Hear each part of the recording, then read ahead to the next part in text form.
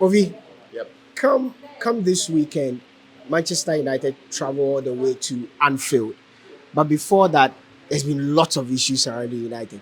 I think that if there's a club aside Manchester United that has made the news, it will probably be Barcelona or something else. But United has made the news more than any other club in the EPL. Lots of issues, from a media blackout. You know that story, media blackout to seemingly yeah, Ten Hag sacking.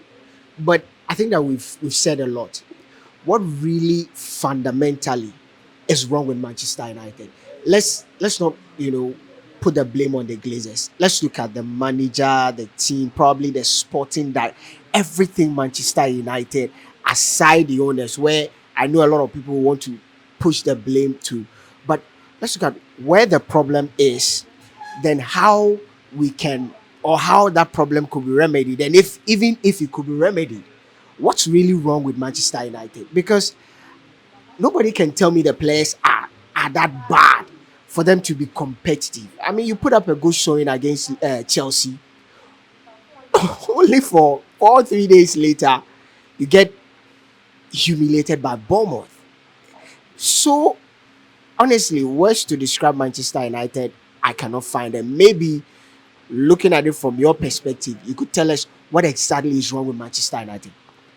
Well, I think that basically, like we've always said, Manchester United is always going to be news. And you look at, oh, yes, obviously, Manchester United is the biggest soap opera in club football. So anything that surrounds Manchester United is always going to be a lot of news. But the point is simple. I think that you said in your premise that we cannot insulate, we should attempt to insulate the glazers. I mean, but the point is that everything boils down to the glazers and their ownership and their structures. I was actually reading something this morning that Jose Mourinho made, a comment Jose Mourinho made 5 years ago, when he famously said that finishing second to City with that group of Manchester United players was the biggest achievement he had done so far in his football career. A lot of people felt that at that point he was trying to push the blame away from himself. He was trying to focus more on um, other failures of other people either than himself. But he spoke poignantly about the fact that the things that go on in the background, if people had an idea what things went on in the background, they would appreciate the comment he has. Let me tell you something. Three things I would quickly say. If you look at all the clubs that are doing so well in world football today, one, there is proper elite structure. There is proper elite structure. And by this, I attempt to mean that there is a systematic blueprint about how they go about things. Nothing is done chaotically, nothing is done out of the ordinary. So there is a laid down structure. People follow that laid down structure. Every decision that they make falls in the premise of that laid down structure. Number two, I think that seemingly there's a lack of leadership at Manchester United. Leadership in terms of Leadership in terms of the football side. You understand? Who takes charge of what? Whose recommendations have to be superior? Whose overriding authority has to be based on upon which a player is signed? You understand? And I think that three, Manchester United have thrown away a lot of money on substandard players. And for me, I think that Manchester United have been overly bullied in the transfer market. I mean, let me attempt to start from that. I mean, anytime I watch Anthony play, I think that you people have vindicated. I mean, anytime I watch Anthony play, I go back to that discussion we had between Anthony and Kudus, and well, exactly. I think that time is proving you right, because there's no way you can tell me that that guy is worth 85 million You pounds. see that video? I don't know. It's been making rounds. There's a video I saw. It was that Bayern game. Himself. He trying to, I don't know, maneuver his way around Davis. I don't. I, thought- I was wondering. It's literally become an internet meme sensation. Anyway, continue on the Anthony bit. Well, I think that United have spent a lot of money on players who are not fit to wear that JC for Manchester United. Let me be blunt with you. Anthony. Um, I look at Anthony.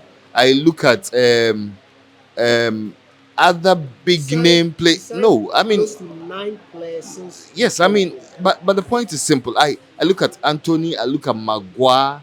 I Who want is to I no I want to look at the club hierarchy, the decisions that they have made over the period of time. I look at somebody like Martial and United's persistence with Martial. that For a club like Manchester United, where Martial is has spent 9 years, you understand, and you look at his goal return, and that they continue to linger with Martial. there was It a reason shows everything there was about a the. reason why Ralph Ragnick had to, he intentionally, as part of his, open heart surgery, he intentionally sent out, Martial with the hope that at the end of the season, United will eventually sell him off. But when Ten Hag came, Ten Hag actually insisted that Anthony Martial be brought back. How and why then do you, some of these sporting decisions, talk about player signing? He's brought in 9 players. Malasia, nobody knows what's happening with him. For me, his only great signing has been, Martinez. I look at all the players he signed. The guy that who could easily walk into some of the big teams and command probably a first team place is Martinez. Aside him, I'm looking at signings that he's brought in. So it's not only Martial. Those are the decisions that I think that instead of us pointing fingers at the club hierarchy in terms of the owners, why not point fingers at the manager and the likes of Richard Arnold and John Merton? No, but the point is simple. Even if the manager wants a player, if there is a laid down structure, the manager doesn't have the overriding authority to sign the Also, player. there's John Merton. He's a sporting No, director. I mean these are people who do not know jack about football. So Let me. So the point is simple. Manchester United for so long a time has cried out for a proper sporting directorate. You understand? I mean, you look at City. Yes, they get some of the signings wrong. Yes, we agree that somebody like Calvin Phillips. 7 out of 10. Exactly. We have They agreed that get it somebody right. like Calvin Phillips has not been a wonderful signing. They've gotten some of the signings wrong. But Most of them. 70% of the time, the signings have to be proven right. You understand? You talk about Lisandro Martinez. I think that I am excited about somebody like Højlund. I think that this is somebody who could be the, yes, he will be a big superstar for Manchester United in the coming days. Is it not going to be? Beyond Is it that, not going to be a reflection of what's his name, Jovic, the guy who came to for Real Madrid, Frankfurt. from Frankfurt? No, but Great no, prospect. I think that there's seemingly a disconnect between somebody like Højlund and the kind of supplies he gets from the players who are supposed to be supplying with all of the. That's why I laid a particular emphasis on Anthony. If you are signed for 85 million pounds, you need to get the basic decisions right. Your sense of judgment has to be on point. You understand? Nobody signs an 85 million pound player who cannot make basic decisions when they get to the final third. Nobody signs an 85 million pound player who does not even know which his best fit is. You So understand? So I think that the issues with Manchester United, there are a myriad of issues, but I'm happy somebody like Radcliffe is coming in, and with all of the noise we have heard about the structure that he intends bringing in, that is exactly what Manchester United needs. You understand? Manchester United need to cut their losses on some players. Listen, I've heard people talk about the fact that somebody like Harry Maguire has come back to form. Listen, crap.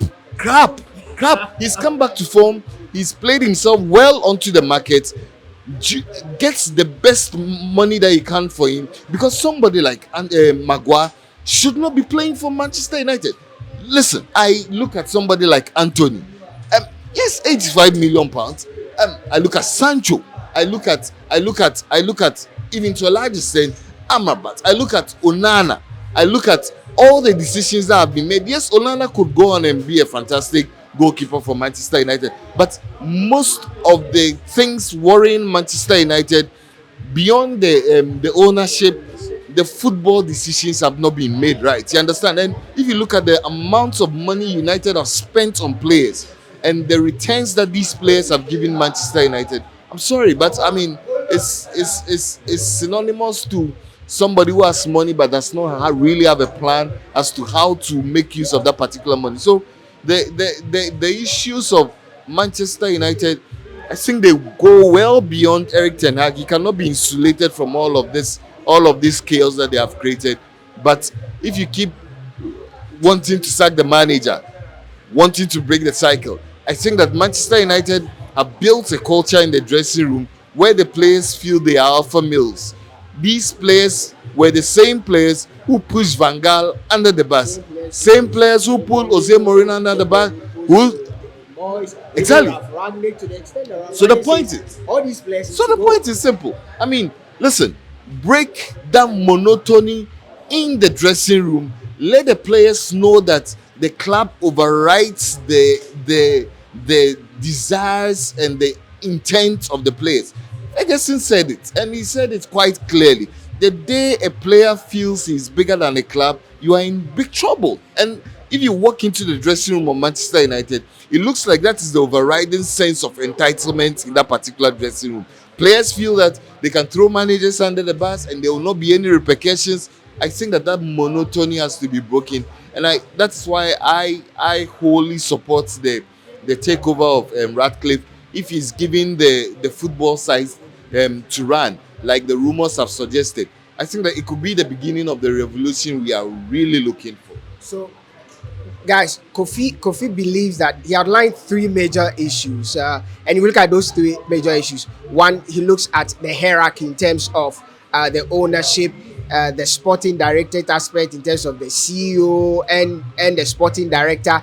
Then he outlines the footballing perspective in terms of the manager and the players. I think I cannot disagree with you on those bits, because truth be told, you can the buck stops with the man at the top.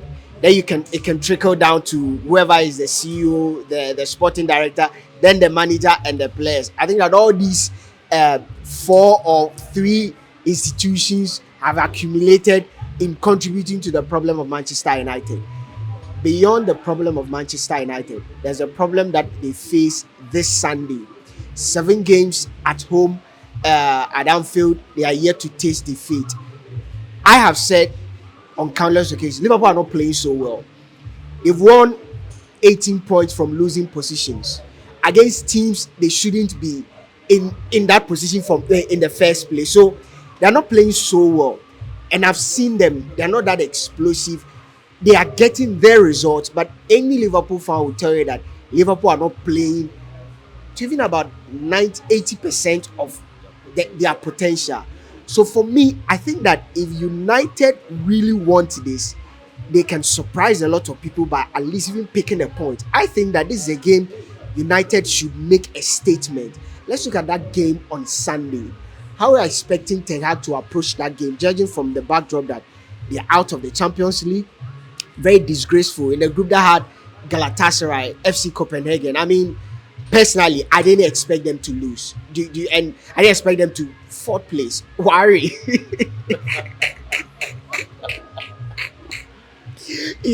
But against Liverpool, how do you expect them to approach this game? Let's look at Ten Hag's approach. Should he go counter attack, be a bit defensive? Should he open up? Let's look at the approach. Well, I think that let me touch quickly on the Champions League. The point is simple. I think it's a blessing in disguise for Manchester United to have crashed out of the Champions League. I've always said that, listen, if you cannot win the Champions League, you have no business staying in that long. You understand? If you cannot win the Champions League, don't dilly-dally, don't linger on. I think that it's a blessing in disguise. What it means for United is that is something short of Arsenal. well, I do not know, but most Arsenal supporters hold the belief that this season they could go on and lift the Champions League. But I think that what it does is that it creates room for greater bonding, because when you take away the surgeons of Europe, then you have much freer time to train. The only competition United have is the league and the FA Cup. The FA Cup and yes. So now you can focus more on the matches in the EPL. I think it could play out in the long term the favor of Manchester United, because Most of their rivals get to play in midweek. United will be fresher with the squad. But back to the Liverpool game, I think that I agree with you to an extent. If there's one game that could throw away all of the demonizing into the background, it has to be this game against Liverpool.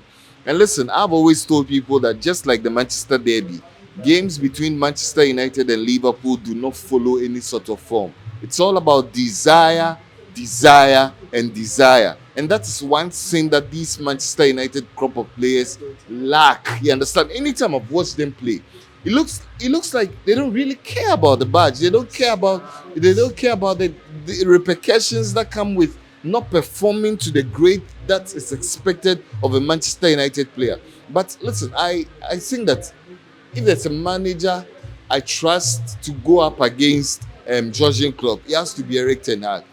On the backdrop of the fact that they were hammered by 7 goals last season, I think that they will go in with a bit of caution. First of all, Ten Hag needs to get the team sheet right. That's the first thing. He needs to get the team sheets right. Play the players in the positions that expect you. We all expect them. Play. Look Sign sure. out with your potential, your possible first 11. Well, it looks like Maguire is injured, so Onana should be there. I expect Wan-Bissaka, because of potentially the threats that Diaz could pose, to be at the right full back position. I expect Luke Shaw to be at the left back. I expect to see a pairing of Varane and then Lindelof at the middle. Then in the middle, that is where the biggest issue of Manchester United has been all season. Try playing No, McTominay. no. I think that if you want to play, Amrabat. I've heard reports that Casemiro could be back. You understand, but it could be too early for Casemiro to come back into a high octane game like this. I think that stick with Amrabat. Menu, I think he'll go on and be a good player for Manchester United. The point is, can he handle the pressure that Anfield brings? You understand? Because if you've spoken to past players, they'll tell you that the stadium where you could freak out entirely has to be Anfield. To surprise everyone. Well, I mean, Stick him in there, so let him prove a that's the point. I think that Ten Hag needs to get that midfield right, because I like you said in your synopsis, I've looked at this Liverpool team. I've looked at their midfield. I do not think that they are extraordinary midfield. What Liverpool is playing with is a lot of heart and belief. You understand? They are not playing so well, but it looks like their mind is at the right places. They keep going and going and going and going. In terms of ability, I don't think that they have the most superior team. You understand? Fernandez is out.